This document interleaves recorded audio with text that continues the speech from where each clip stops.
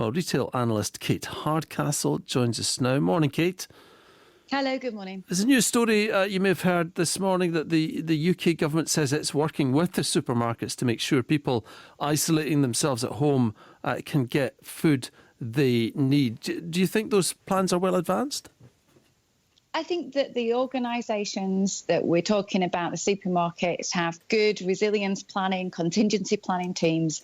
They were in effect when it came to things last year when there was talk perhaps that a hard Brexit might be quite challenging on the supply chain. They're there to try and deal with every eventuality to make sure that we can get fed. With the rise of social media and the fact that we do buy emotionally, I think what we're seeing in the media, these empty shelves and this concern for empty stock in supermarkets is more driven by the fact that supermarkets have had some panic buyers in there. They've cleared products out and the supermarkets are just trying to catch back up on themselves. Because certainly when I looked online at the major supermarket sites yesterday, other than antibacterial hand gel, there seem to be good quantities of pretty much everything you would need for a weekly shop. And even us talking about it, though, can be a self-fulfilling prophecy, can't it? That people say, sure, there's panic buying about, I better go out and do some. Sure, and it's about trying to calm everyone because the advice given at the moment, both by the supermarkets who hold the stock and the government, is there's no need for it. It can create panic in others. And obviously it can be then quite concerning if you do go and see any outages, if you see any products not on the shelves, that you think you've got to then be on some determined mission to get that product.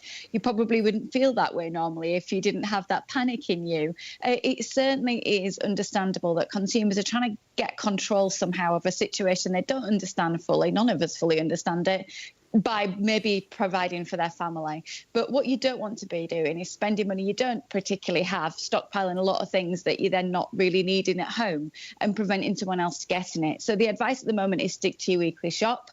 If you do see certain products out, there probably are going to be other stores that have had it. I've travelled the length and breadth of the UK this week on these interviews, and I've kept popping into shops. Different shops have different availability, and it's just kind of as the supply chain catches back up on itself. It's strange the things that do go out of stock, though, isn't it? I see in Australia, it's toilet paper. Yes, it is. And it's quite an interesting one because there's quite a lot of hashtags like toilet paper Armageddon and things going on the rounds this moment. This morning, I was watching the news from that. I mean, there's really nothing from the analysts in Australia that's creating that concern or worry. I think perhaps the idea that maybe think they maybe have to isolate themselves. So what provision would they need if they were in the houses for 14 days? There's certainly nothing that would suggest that that's an item we have to be too worried about. If it's anything like my family, you'd need tons of toilet paper for 2 weeks. What about the supply chains themselves, though? Because it may not be the case for, say, toilet paper or hand gel, but for some things, actually, China is where everything is made, and they've been on lockdown for a while. Are some things running out? I don't know. Electronics? Well, that is something that's very interesting. And I think we've certainly got to be aware of the economic effect of that. Walmart, who are the big supermarket brand in America, 25% of their products, obviously a lot of it non-food, comes directly from China. A lot of the products that we use, like technology, are completely reliant on parts and component parts that come into are used in products such as the smartphones.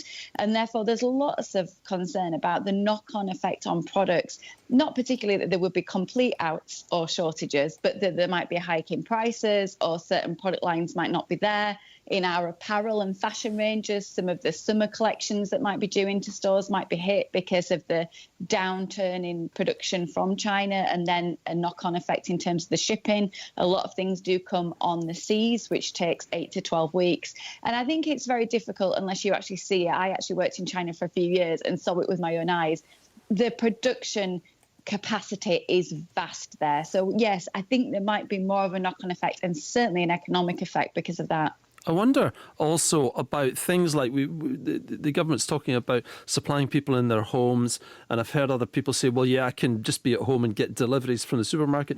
But if lots of people are off work or self-isolating, there might not be delivery drivers, would there? Well, I did see that was one thing I noticed yesterday when I was checking the online delivery sites. I think there's probably an excess demand on the delivery schedules, and I think you would probably be waiting a couple more days than usual to get the slot that you might normally have if you're an online shopper. So if you do want to use that service, take a look and probably allow a couple of extra days than you normally would to make sure you get the deliveries on time, probably because those services are very much in demand at the moment. Good advice. Thanks very much, Kate Hardcastle.